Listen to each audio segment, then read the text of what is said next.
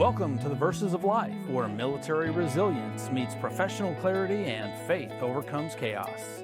Get battle-tested wisdom with biblical insight to triumph through growth. Now for your host, Dr. Veronica Sites.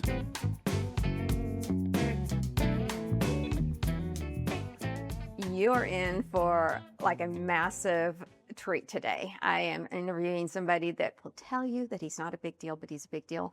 He really is a big deal. I am visiting with veteran Travis Johnson, former Navy, and now an award-winning podcast host, a nonprofit architect, and award winner who's who, many accomplishments that are in the space of military productivity. He is a speaker. He is a influencer, and most of all, he is a mentor. One of the things that he is here to help us with today is, as you know, with Verses of Life, we speak into the trenches from a place of triumph. Travis, welcome to the Verses of Life. Hey, thank you so much, Veronica. Happy to be here. Yeah. So today we're going to be talking about transition and the show that comes after that. Because it can get pretty ugly. It can be bumpy. It can be, you know, I maintain there's 5 things that the military does not prepare you for concerning transition.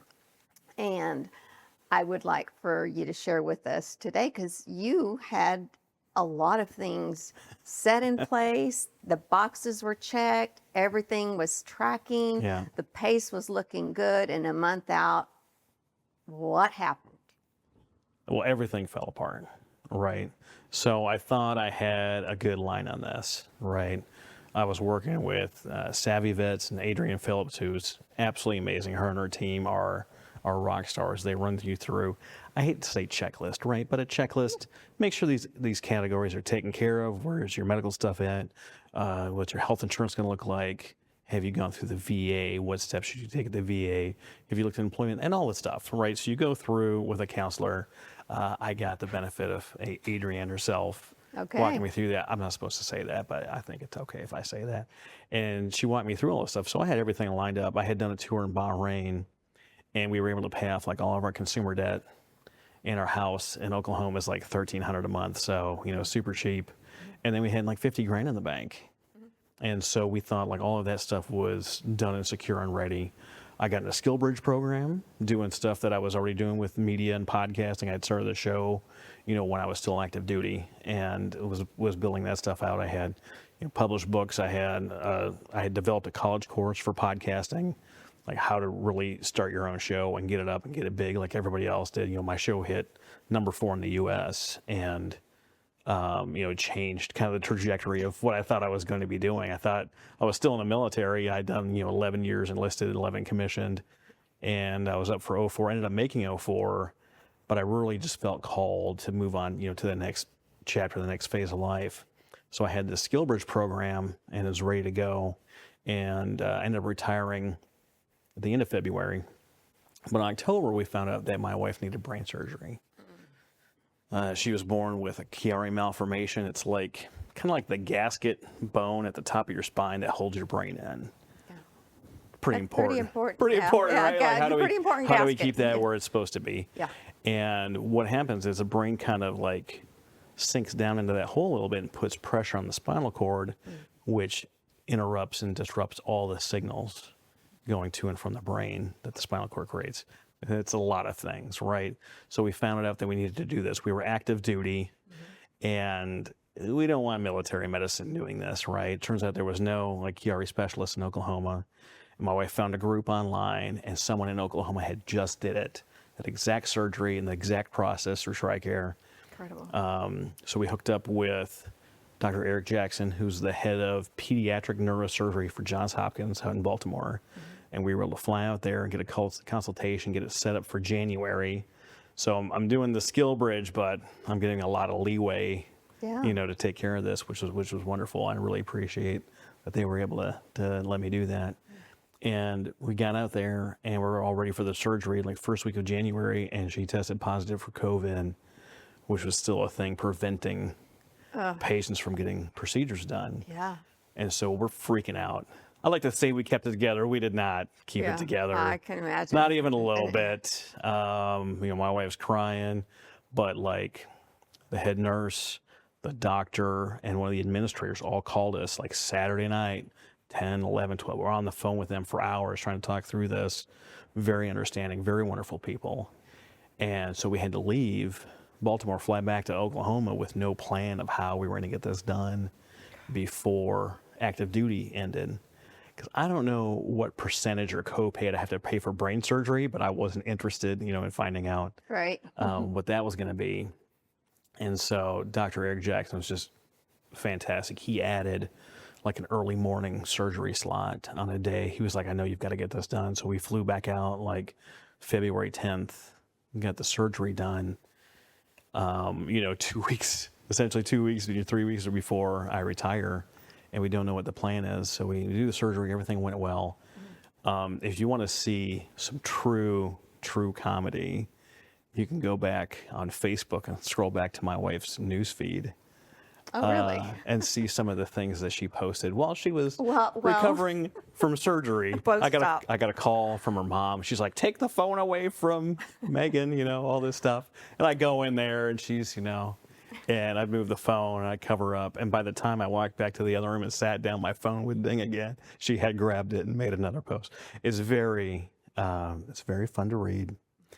But when you're on, post recovery from brain surgery and all the medications you're on, it creates a scenario. So like February 18th, we're back in Oklahoma City, and like that weekend, or I think the next weekend, my daughter brings over her boyfriend who was in the Army and just finishing up training. And we know that the military doesn't move girlfriends, right? We know how this goes. And she's like, Dad, Jack wants to talk to you. I was like, oh, really? I'm very shocked at what he might have to say. And, it's very polite and respectful and asked, for my permission. Not that permission's needed anymore, but it was very respectful. Yeah. And they're like, we want to get married like at the courthouse next week. And I'm like, sweetheart, like, your mom's recovering from surgery. You're going to take the chance to help her one daughter get married and all this stuff? And she's like, well, we don't want to make it a big deal. I'm like, I don't think you can do that. So fast forward like 2 weeks. We're in the last week of my service. Like Monday is the last day. I'm in the Navy, I call my SkillBridge partner and I'm like, hey, like, I've been busy with stuff. Like, we're supposed to have some kind of contract talks because I'm supposed to be able to like start a job with you tomorrow. Okay. And he's like, it's in your email and I'm just going to wait for you to read it. And I'm like, oh no. Like, what do you mean wait for me to read it? He's like, I need you to read it real quick. And it was 20 hours a week. It's $7.50 an hour. So it was part-time minimum wage. And I said, hey man.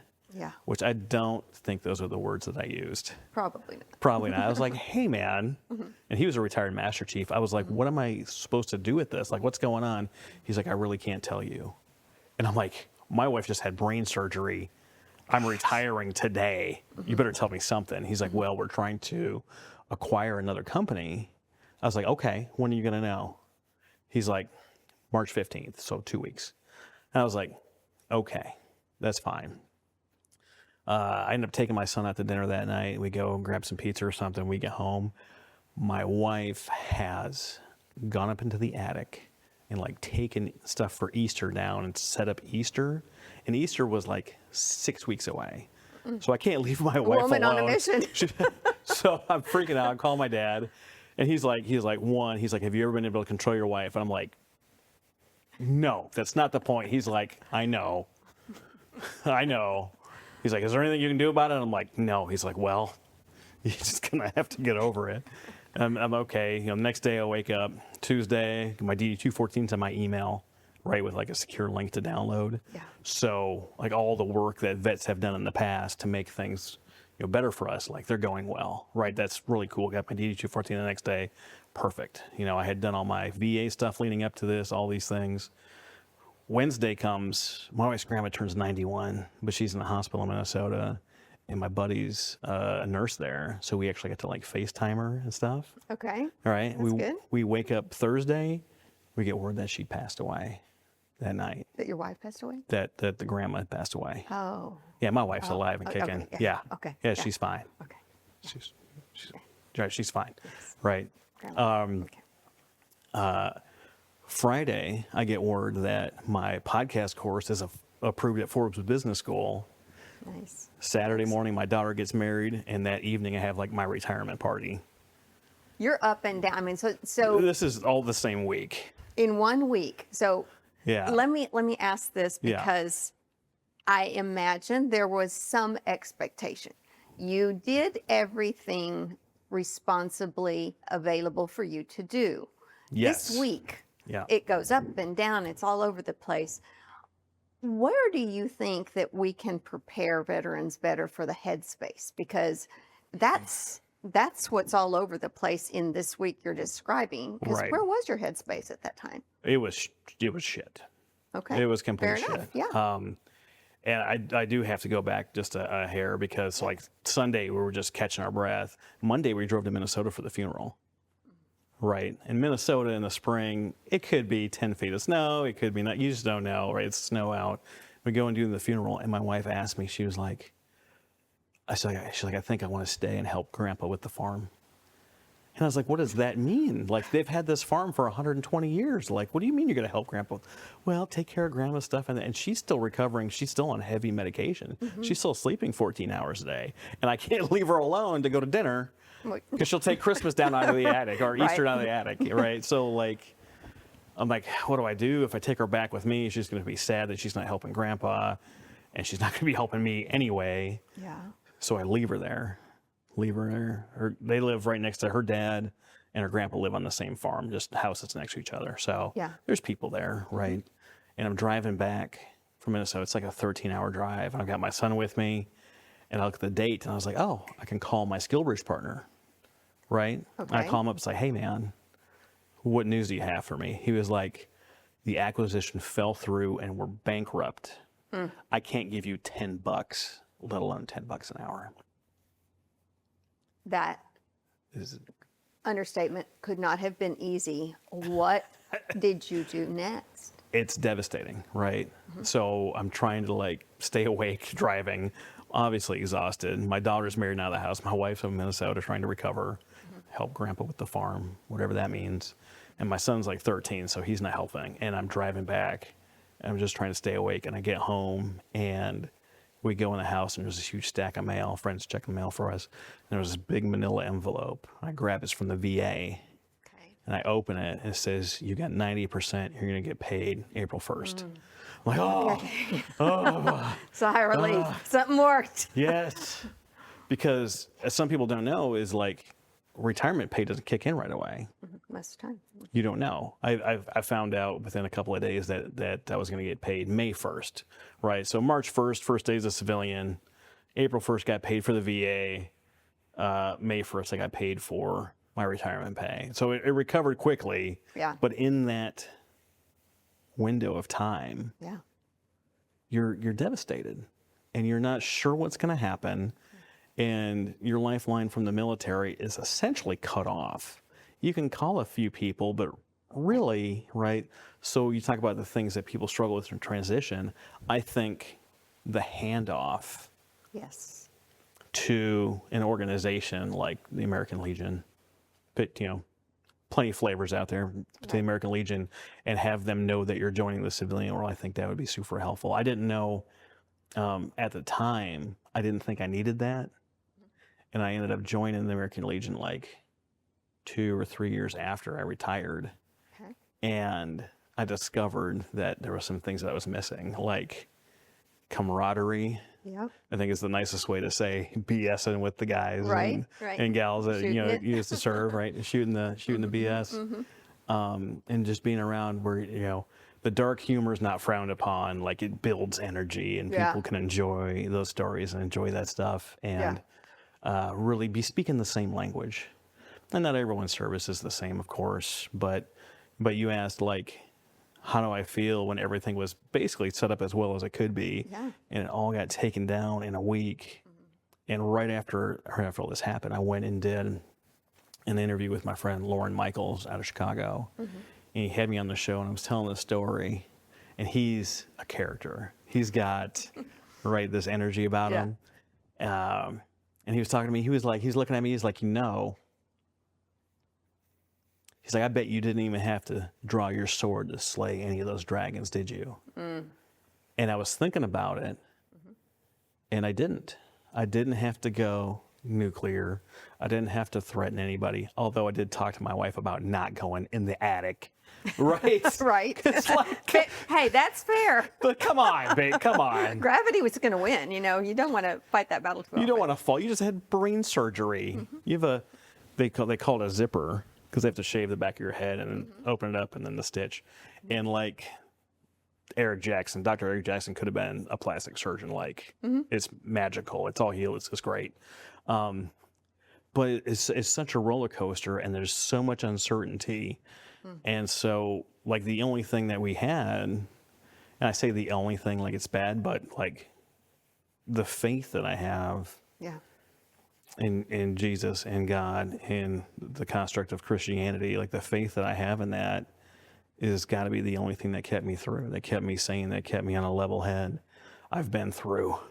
I know you're the trauma, right? The trauma recovery specialist. And of all the things that I've been through, I didn't have to draw my sword because I knew that all of this stuff would even out. It might take a while, but it would even out. And I went into like this flurry of like setting up my business to like do podcast agency work, fix all the sound stuff and post it on YouTube and social media and people's websites and stuff.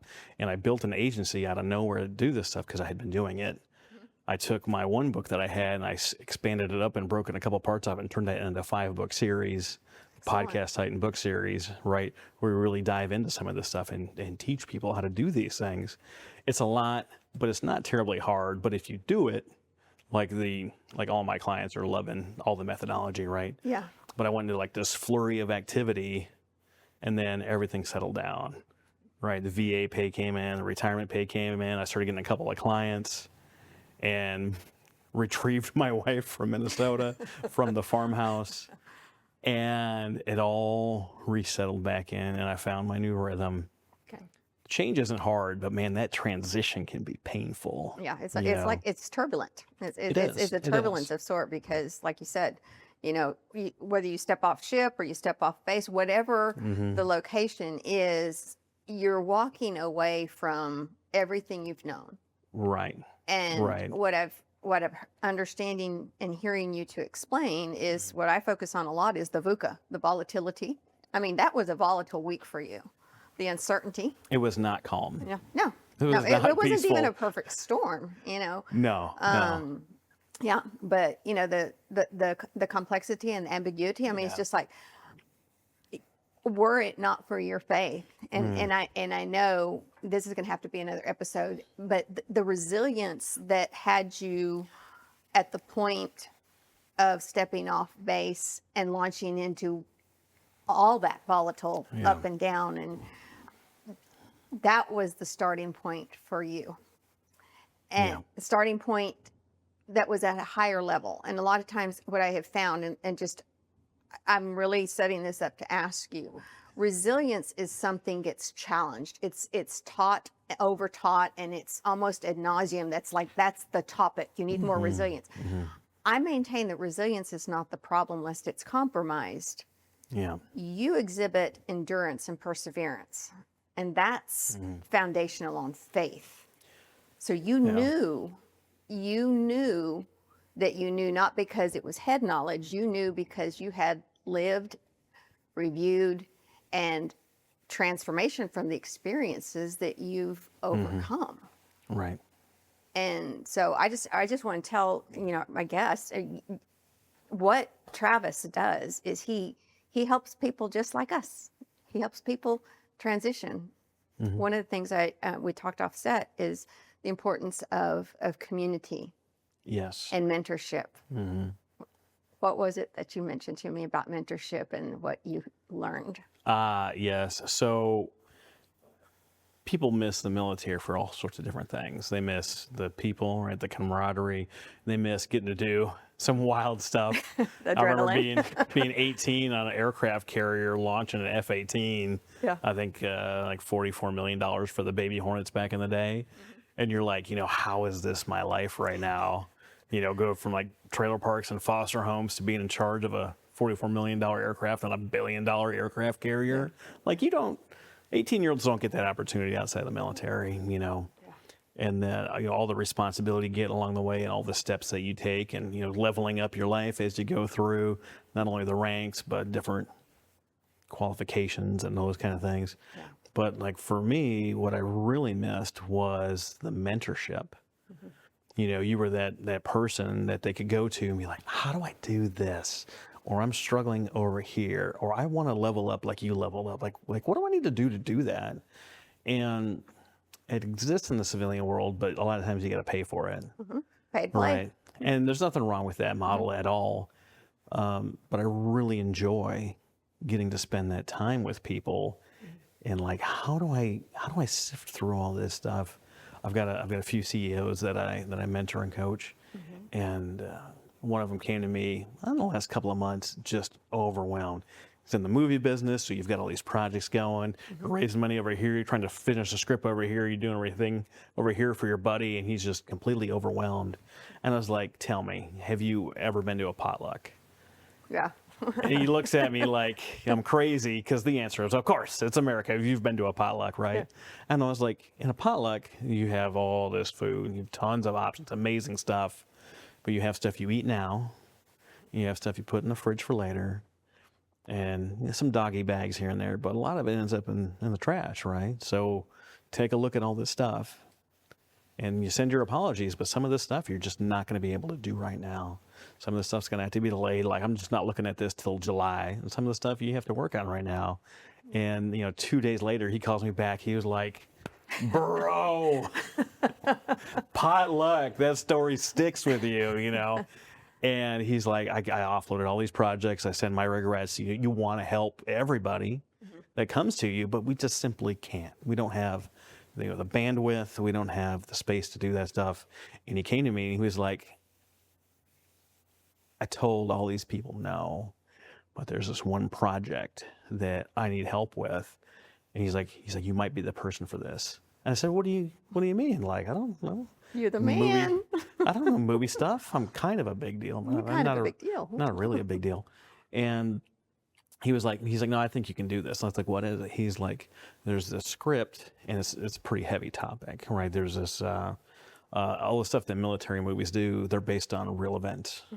They try to be very true to the story. Some of the stuff gets Hollywoodized and really gets pretty far off topic, and some of the stuff is pretty wild. He's like, but this, like, I can't say no. This one needs some attention. And he's like, I can't give it. He's like, can you do it? And so 2 days ago, I finished the rewrite of the script called Nobody's Girl. It's about a story of sex trafficking. There's this veteran's daughter that ended up some abuse in the home and ran away and was found by a young woman that brought her into the circle. And it's very, very traumatic, very violent, very crazy.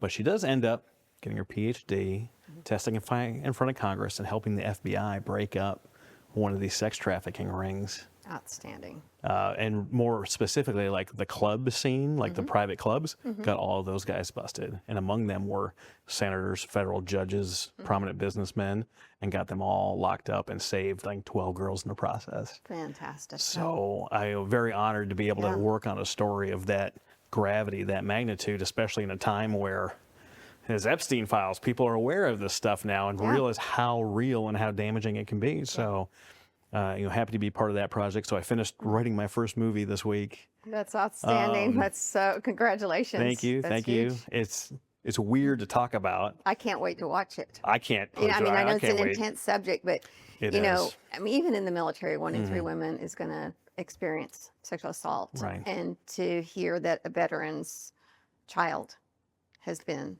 picked off, targeted, and you know, then from the tragedy created triumph Yes. to lock up the Yes. perpetrators. And, Yes. you know, that's a big project. That's monumental. It is. And like for me looking at that project and understanding how important those details are to make sure that those stay in the story and whatnot, and then to put my touch on it, I guess, I don't know, to make it in a way where that story is really gripping the whole way through and you're really feeling the story with the people. And there's kind of a big reveal at the end, but you're going to have to watch, to figure I'm out hooked. what that is. But, really wanted to honor the story and make sure that it's told right, that it's told well, and it's told in a way that's really going to captivate the audience. And I hope I've been able to do that. It's outstanding. So, Travis, you touched on something. I'm going to ask you to look in the camera, and I'm going to have you speak to the audience. Our audience is most likely a veteran. However, you touched on something that has been a part of your life, and that is as the one that came through foster care. Ah, yes. And longing for belonging. Longing for belonging. Talk to the one that's longing for belonging and maybe hasn't found that camaraderie, that space to connect into. Speak life into them. Yeah, no, absolutely. I understand where you are. Growing up for me was the 36 moves, 12 schools, 6 states, 5 different foster homes, 8 total, both. My mom and a sister tried to kill me. I was homeless for a little while before I moved out of my family's house and my grandma's house, and then, started building my life. The place that you're at might not be the best, and that sucks, and we feel for you. And that's not going to be the place where you end up.